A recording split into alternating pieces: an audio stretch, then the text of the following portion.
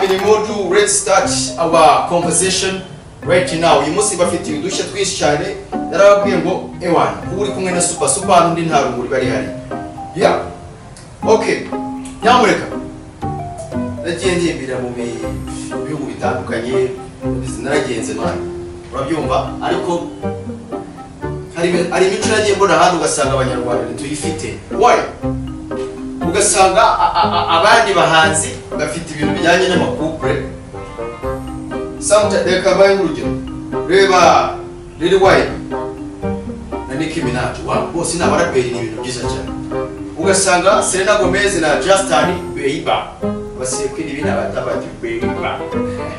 Bari hatari man.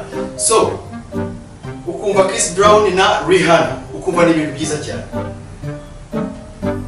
Beyonce na Jay-Z, wow, ni ibintu byiza cyane. Ariko mu Rwanda birirwa baririmba urukundo, amabara n'ijoro urukundo murimba ko mutarugira.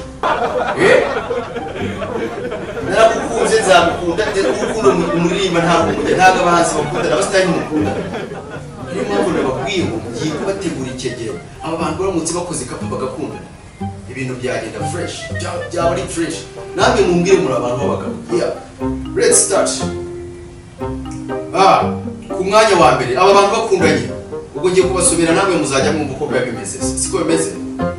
Yeah.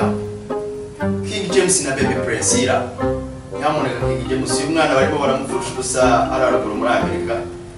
Ariko King James ibintu bye babijyana gahoro ngo ni gahoro da gahoro se umwana baramufusha baramujyana gahoro.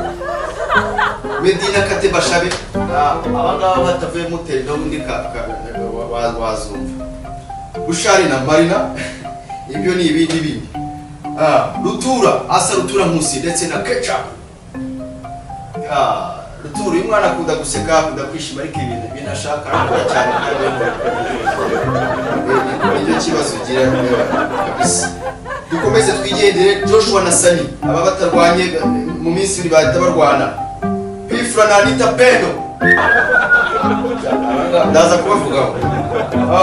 Tugende kuri Israel Mbonyi na Karasira. Israel Mbonyi umwana mubona gute? Ikibazo mwashaka natugabakorera mariage koco mwagera mu rugo mu minsi iterenze nk'itatu ugatangira kurara hanze ukamujya kwaraye ku marembo y'ijoro. Kandi umwana akunda umuntu ubeshya ajye muvugisha. Ya super barababeshisha. Okay, indi couple yacu ibintu ariko itambara kabiri. Rocky na Shadibu yamure kubababwira turi abantu b'abagabo. Shadibu bintu yakwihanganira ntabwo yakwihanganira Rocky arasobanura amafilm. Uzi umugabo arasobanura kavuga uyu mugabo vipiza iryo joro Shadibu yarara yahukanye akavuga ati ibi ntabwo byavamo. Uzi umugabo nijoro agasobanura natwitse Shadibu tutwitse ibiki mu nzu yanjye arababwiye ntabwo babarana kabiri inshuti zanjye. Anyway, cyakoza couple ishobora kugira ikintu imara igakora umuti. Ni couple y'umusaza Swagger Boys super. Imisi Naomi Rodyumva kubera yuko urareba Miss Naomi, she's a beautiful girl, smile and nyarusoro kamasaro agasesekana. Uyu mwana Corona yaramubabaje ku buryo niyo mubonye amafoto babigaragara abafite agahinda ubwo se ka batabishaka. Corona yaramubabaje yabamujyanye za Colombia, yabamujyanye mu Bushinwa, yabamujyanye muri Amerika, baramutembereza no muri Kigali. Gahunda yaje ari kumahurwa Miss yabukoreye mu rugo. What about this? Uyu mwana yarababaye nta wundi yabona rwose. Miss Naomi nagoza amarira yawe yose tukayahanagura. Swagger Boys niyo couple ya Miss na super. Iyi niyo couple ya muri gihe kirekire. Niyo couple yatwika n'abizindi zose murabeshya. Ibaze couple ya Anita Pendo na Pifra. Pifra yazaje atangira akabindi k'umurozi. Anita gaseka akabindi kakaba karamenetse. Baba bega ibibazo. It means that ibintu ntago bizoroha.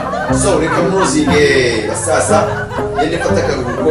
Gusa murabizi ndabakunda kandi bahuza umutima. Ari super ntabwo nguko rukomeza kuri subscribe kuri iyo channel nyine, channel y'ibiyubona.